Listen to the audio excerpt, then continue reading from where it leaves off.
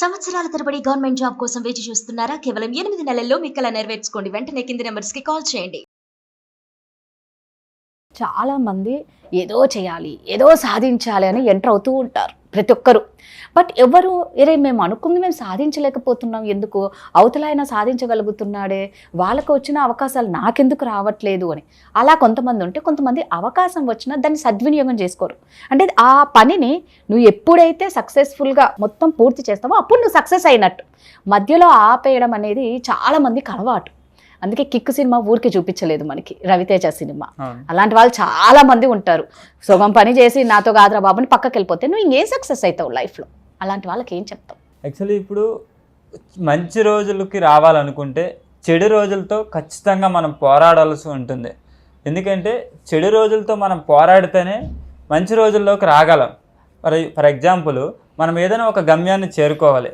ఆ గమ్యం దూరమైనా, ఆ గమ్యంలో ఉండే రోడ్లో ఏవైనా కొన్ని కష్టాలు వచ్చినా కూడా వాటిని దాటుకుంటూ మనం ముందుకు వెళ్ళాలి. అప్పుడు మాత్రమే మనం ఆ గమ్యాన్ని చేరుకోగలం.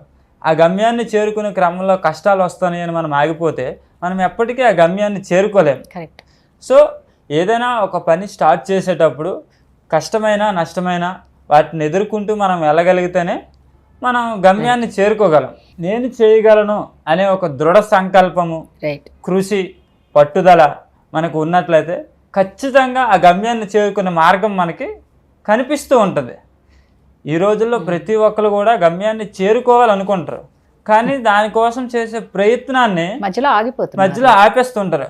యాక్చువల్లీ భగవద్గీతలో నేను ఒక సూత్రాన్ని తీసుకున్నాను.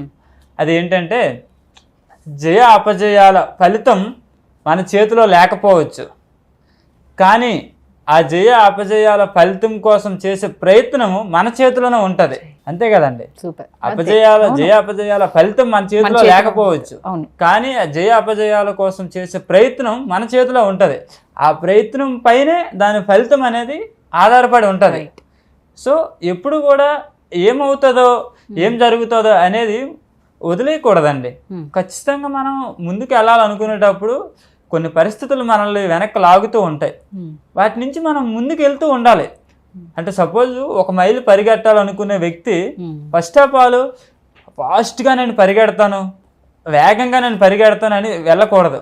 ఫస్ట్ మనం ఒక మైలు దూరాన్ని కంప్లీట్ చేయడం మీద ఫోకస్ చేయాలి. ఒక మైలు దూరాన్ని కొన్ని రోజులు మనం కంప్లీట్ చేయగలిగిన తర్వాత మన వేగాన్ని పెంచుకుంటూ వెళ్తూ ఉండాలి. అంతేగాని నేను ఒక మైలు పరిగెట్టాలి, నేను చాలా వేగంగా పరిగెడతానని ఒక 200-300 మీటర్ల వరకు పరిగెట్టి అక్కడ ఆగిపోతూ ఉంటారు. అది దేనివల్ల? కంసిస్టెన్సీ లేకపోవడం వల్ల. అది లేనప్పుడు కొంత దూరం వెళ్ళి ఆగిపోతాం. ఎందుకంటే మనం ఫస్టే వేగంగా పరిగెట్టేటప్పుడు మనకి ఆయాసం రావడం వల్ల, లేదా కాళ్ళు నొప్పులు రావడం వల్ల ఏదో ఒక రూపంలో మనం ఆగిపోతూ ఉంటాం. అప్పుడు మనకు అనిపిస్తుంది, మనం ఇంకా ఒక మైలు దూరం పరిగెట్టాలా, నేను పరిగెట్టలేనేమో, నేను వెళ్ళలేనేమో, నేను చేరుకోలేనేమో, ఆగిపోదాంలే, ఎందుకులే, ఇప్పుడు ఇంక రేపు చూసుకుందాం, ఎల్లుండి చూసుకుందాం అనే ఆలోచనలో మనం ఆగిపోతూ ఉంటాం. సో అది ఎప్పుడు కరెక్ట్ కాదండి. ఎందుకంటే మనము ఒక మైలు పరిగెట్టాలనుకునేటప్పుడు అది 3 నిమిషాల పట్టనివ్వండి, 6 నిమిషాల పట్టనివ్వండి, 8 నిమిషాల పట్టనివ్వండి, కానీ ఖచ్చితంగా మనము ఆ మైలు దూరాన్ని కంప్లీట్ చేయగలగాలి. కంప్లీట్ చేసినప్పుడు మాత్రమే దాని యొక్క ఫలితాన్ని మనం అందుకోగలం. గెలుపుని ఎప్పుడైతే మనము కావాలని కోరుకుంటామో, ఆ దారిలో ఓటమి వచ్చినా కూడా ఆ ఓటమిని ఖచ్చితంగా అంగీకరించాలి. ఎందుకంటే ఆ ఓటమిని అంగీకరించినప్పుడే కదా మనం గత తప్పులను తెలుసుకోగలము. ఎందుకంటే ఎప్పుడైతే మనం ఓటమిని అంగీకరిస్తామో జరిగిన తప్పులను తెలుసుకుంటాం. జరిగిన తప్పులు ఎప్పుడైతే తెలుసుకుంటామో ఆ తప్పులను సరిదిద్దుకోవాలనుకుంటాం. ఎప్పుడైతే మనం ఆ తప్పులను సరిదిద్దుకోవాలని అనుకుంటామో మనము గెలుపు మార్గాన్ని మళ్ళీ మనం సిద్ధం చేసుకున్నట్లే. Is it right? ఎందుకంటే మనము ముందు చేసిన తప్పులను ఎప్పుడైతే తెలుసుకొని ఓటమిని అంగీకరించి ఆ తప్పులను సరిదిద్దుకోవాలనుకుంటామో అప్పుడు ఖచ్చితంగా గెలుపుకు మన మార్గాన్ని సిద్ధంగా ఉంచుకున్నట్లే. ఫర్ ఎగ్జాంపుల్, మీకు వేప చెట్టు ఐడియా ఉందండి? మన పల్లెటూరులో ఉంటది. ఇప్పుడు మనం ఉగాది పచ్చడిలో పచ్చళ్ళు వాడతాం, చిన్నపిల్లలకు కషాయంగా వాడుతుంటాం. ఇప్పటికీ మనం దంతాలను శుభ్రం చేయడానికి కూడా దాన్ని వాడుతూ ఉంటాం. అండ్ ఆర్గానిక్ స్టిక్స్ గా కూడా దాన్ని ఇప్పుడు యూజ్ చేస్తూ ఉన్నారు, మనం ఇప్పుడు చూస్తున్నాం.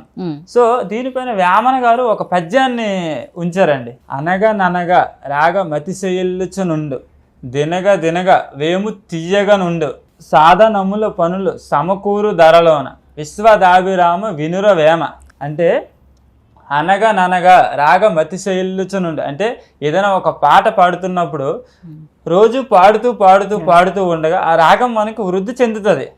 సో అలా ఎప్పుడైతే మనం రోజు దాన్ని పాడుతూ ఉంటామో అది వినడానికి చాలా మధురంగా అనిపిస్తుంటది. అలాగే దినగా దినగా వేప తీయగా నుండు అంటే మన వేప మొక్కని లేదా జడ్డను కానీ కొమ్మని కానీ తీసుకుని తింటూ ఉంటుంటే ఫస్ట్ మనకి అది చాలా చేదుగా ఉంటుంది. అలా కొన్ని రోజులు తింటూ తింటూ తింటూ ఉంటుండగా మనకి అది తీయగా అనిపిస్తుంటది.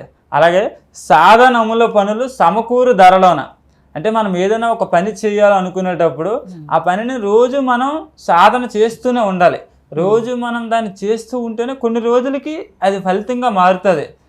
విశ్వదాభిరామ వినుర వేమ అంటే దీని అర్థం ఏంటండి, మనం ఎప్పుడైతే ఒక పనిని చేస్తూ ఉంటామో అప్పుడు అది చాలా అందంగా ఉంటుంది అనమాట. దీని అర్థం ఏంటంటే ముందు మనం పాటను మొదలెట్టినప్పుడు ఒకలా ఉంటుంది, కొన్ని రోజులు సాధన చేసిన తర్వాత పాట ఇంకొకలా ఉంటుంది. వేప చెట్టు చేదుగా ఉందని మనం ముందు తినడం మానేసాం అనుకోండి, అది తర్వాత తీయగా మారిందనే విషయాన్ని మనం తెలుసుకోలేము. సో దాన్ని రోజు తింటూ ఉంటేనే అది తీయగా ఉంటుంది అని మనకు అర్థమవుతుంది. అలాగే ఏదైనా ఒక పనిని మనం మొదలెట్టేటప్పుడు మనకు కష్టంగా అనిపిస్తుంది. ఆ పనిని మనం రోజు చేస్తూ చేస్తూ ఉంటేనే ఆ పనిని మనం సక్రమంగా చేయగలం, దాని నుంచి ఒక మంచి ఫలితాలను మనం ఆశించగలం. నిజంగా రామ్ గారు చెప్పినట్లు ఏంటంటే మనం ఏదైనా ఒక పని చేయాలి సాధించాలి అన్నప్పుడు ఖచ్చితంగా అండి ప్రతి ఒక్కరికి ప్రాబ్లమ్స్ అనేది ఖచ్చితంగా వస్తుంది. మనం ఒక మంచి పని చేయాలి అనుకున్నప్పుడు మనకి ఎన్నో సమస్యలు వస్తూ ఉంటాయి. కాబట్టి మనం ఏ పని చేయాలన్నా మనకు మాత్రం ఖచ్చితంగా ప్రాబ్లమ్స్ వస్తాయి. అవి వచ్చాయని స్టాప్ అవ్వకుండా ముందుకు వెళ్ళండి. మనం అనుకున్నది ప్రతి ఒక్కరు ఎవరు ఏది అనుకున్నారో అది సాధిస్తారు. థ్యాంక్ యూ అండి. Thank you.